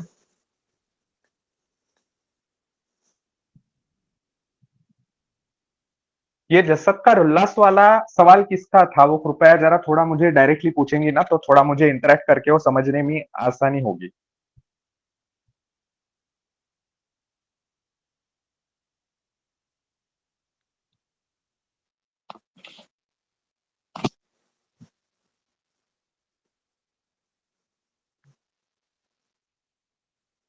आप अपना माइक अनम्यूट करके सर से बात कर सकते हैं। आपको खुद अनम्यूट करना पड़ेगा। यस। हाँ, हेलो। जी। हॅलो, हां. सर ॲक्चुअली लमावं म्हणून लघुमालिनी वसंताचा जो धूतपापेश्वरचा येतो, त्याला ते हाँ रिप्लेसमेंट म्हणून त्याच्यामध्ये जसत भस्म वापरतात. तर माझे हाँ 2 ऑब्झर्वेशन्स होते. एक हाँ। पुनर्वसूचा जो मिळतो लघुमालिनी वसंत, हम्म, ज्याच्यामध्ये खरपर यूज केलेला आहे. हम्म, तर तो यूज केला होता त्यावेळेला मला हा अनुभव नव्हता आला आणि ज्यावेळेला मी लघुमालिनी वसंत दूध पापेश्वरचं दिलं होतं, त्यावेळेला हम्म, सारखं उल्हासाची कंप्लेंट केली जायची. मग त्याच्यानंतर मग मी ते पुन्हा बघितलं की नेमकं असं का होतंय. तर मला हम्म। असं वाटतं की ते यशोदामुळे त्या गोष्टी. तर मला त्याचं रिझन नाही लक्षात आलं की असं का म्हणजे. ठीक है। चांगला हा प्रिसाइजली प्रश्न विचारला आणि मला याच्याच करता त्याचं उत्तर हवं होतं। अच्छा, मैं हिंदी में जवाब दूंगा ना? अच्छा ठीक है, वो मैं भूल जाता हूँ। ठीक है, तो अ, चीज ये है कि जहाँ पे खरपर का इस्तेमाल किया वहां पे उस तरह के लक्षण नहीं दिखाई दे रहे, और जसत का इस्तेमाल किया वहां पे वैसे लक्षण दिखाई दे रहे हैं। तो एक बात तो ऐसी हुई कि अ, जैसे सत्वपातन के बाद क्या होगा और क्या नहीं होगा उस हिसाब से और एक कुछ चीजें डिटेलिंग में बदली जाएंगी, लेकिन मोटा मोटी मैं इसका जवाब दे देता हूँ कि जसत के बारे में ऐसे क्यों होता है कि जो मैंने कहा कि म्यूकोजल मेम्ब्रेन पे उसका इंटरेक्शन होता है जसत का, वो जहां पे तीव्रता से दिखाई देता है, माने कि जिनका म्यूकोजल मेम्ब्रेन हाइपर एक्टिव है जसत के बारे में, वहां पे वो इस तरह के लक्षण देगा। और उसी के साथ साथ में मैंने वो ये भी कहा था कि जहां पे ऐसे लक्षण दिखाई दे, make it sure to use it in those patients, because that is the medicine which will give you good results and success in that patient, because primarily his mucosal layer is responding to it। तो अब वो कम करना है तो इसके लिए बहुत ही आसान चीज आपको करनी है कि या तो दाड़िम का स्वरस या तो नींबू स्वरस, उसमें जो आप कल्प दे रहे हो, मैं तो भस्म देता हूं, मैं तो खैर लघुमालिनी वसंत भी नहीं दे रहा।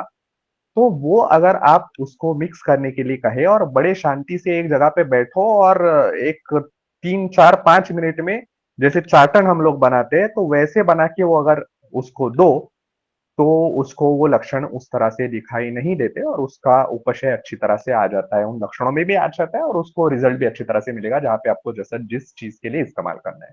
Hopefully your question is solve now. या थँक यू सर. वेलकम।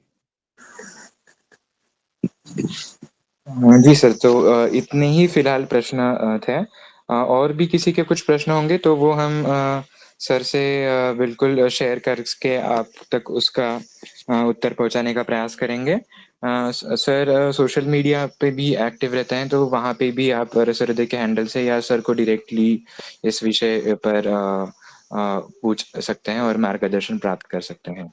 सो बहुत बहुत शुक्रिया सर इस डाउट सेशन के लिए भी, और ओवरऑल ये शब्द भस्म इस पर मार्गदर्शन करने के लिए मैं पूरे रस हृदय की टीम से आपका शुक्रिया अदा करना चाहता हूँ सर। धन्यवाद, थैंक्स अ लॉट। सो ये आज का सत्र यहीं पे समाप्त होता है। इसके आगे का जो भस्म होगा उसकी जानकारी आपको इंस्टाग्राम पे और व्हाट्सएप के ग्रुप पे दी जाएगी। सो शुक्रिया इस सीरीज में बने रहने के लिए। हम अगले सत्र में मिलेंगे। धन्यवाद।